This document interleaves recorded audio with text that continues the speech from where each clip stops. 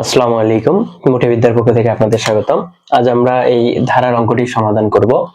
এখানে ধারার অঙ্ক আছে যে এখানে একটা ধারা দিছে, দিয়ে বলছে এই ধারাটির ষষ্ঠ পদ নির্ণয় করো। এখন ষষ্ঠ পদ নির্ণয় করতে হলে আমাদের প্রথম কাজ হচ্ছে ধারাটি কি সেটা চিহ্নিত করা। আমাদের হচ্ছে যদি আপনি ধারা সম্পর্কে ভালোভাবে শিখতে চান, আমাদের প্লে লিস্টে ধারা সম্পর্কে ডিটেলস বেসিক থেকে অ্যাডভান্স পর্যন্ত ক্লাস আছে, আপনারা করতে পারেন। এখন বলছে ধারাটির ষষ্ঠ পদ নির্ণয় করো। তাহলে ধারাটির ষষ্ঠ পদ, এখন আমরা দেখবো যে এটা গুণোত্তর ধারা নাকি সমান্তর ধারা। যদি গুণোত্তর ধারা দেখতে চাই তাহলে দ্বিতীয় পদ ভাগ হচ্ছে প্রথম পদ। তাহলে এটা দেখবো আবার 13 ভাগ আছে 8, তার মানে দুইটাই হচ্ছে আলাদা আলাদা, এগুলো সমান নয়, এদের অনুপাত সমান নয়, সুতরাং এটি গুণোত্তর ধারা হবে না।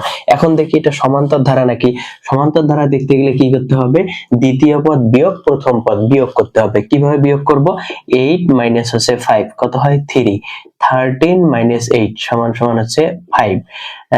তাহলে কত হয় 21 মাইনাস হচ্ছে 13 সমান হচ্ছে 8। এখন তার মানে দেখা যায় এগুলো সমান হচ্ছে না, এগুলো কি হচ্ছে না, সমান হচ্ছে না। তার মানে যদি পার্থক্য আবার সমান নয়, তার মানে সমান্তর ধারা হচ্ছে না, সমান্তর ধারা হচ্ছে না, গুণোত্তর ধারা হচ্ছে না। তাহলে এটা কোন ধারা? এবার আমরা দেখবো এটা কি ফিবোনাচ্চি নাকি। এখন ফিবোনাচ্চি একটা ধারা, কেমন ধারা? ফিবোনাচ্চি হলো এমন সংখ্যা যে সংখ্যার হচ্ছে পূর্ববর্তী সংখ্যা দুটা যোগফল হবে পরবর্তী সংখ্যা। কিভাবে? মনে করেন প্রথম সংখ্যা হচ্ছে 0, পরের সংখ্যা 1, 0 আর 1 যোগ করলে হয় 1, পরে 1 1 যোগ করলে হয় 2, 2 আর 1 যোগ করলে হয় 3, 3 2 যোগ করলে হচ্ছে 5, 5 3 যোগ করলে 8, এইভাবে এইভাবে চলতে থাকবে। তার মানে হচ্ছে আগের দুইটা সংখ্যা যোগফল পরেরটা সংখ্যা, আবার পরের দুইটা সংখ্যা যোগফল পরের সংখ্যাটা, আবার পরের দুইটা সংখ্যা যোগফল পরেরটা সংখ্যা। এটাকে বলা হয় ফিবোনাচ্চি। ফিবোনাচ্চি বা অনেকে বলে হচ্ছে ফিবোনাক্কি, দুইটাই হচ্ছে একই জিনিস। এখন এটা সংখ্যা আমরা দেখি এটা কিনা। তাহলে যদি দেখি এটা প্রথমটা হচ্ছে 5, 5 এর সাথে 3 যোগ করলে হয় 8, 8 5 13, 13 আর 8 21, তার মানে হচ্ছে এটা একটা ফিবোনাচ্চি সংখ্যা। এখন ফিবোনাচ্চি সংখ্যার প্রথম পদ হচ্ছে a1 সমান হচ্ছে কত? a1 হচ্ছে 5, দ্বিতীয় পদ a2 সমান হচ্ছে 8, তৃতীয় পদ তৃতীয় পদ a3 সমান কি হবে? তাহলে a1 প্লাস হচ্ছে a1 প্লাস a2 সমান হচ্ছে a3। a1 কত? a1 হচ্ছে 5 প্লাস 8, 8 5 হচ্ছে 13।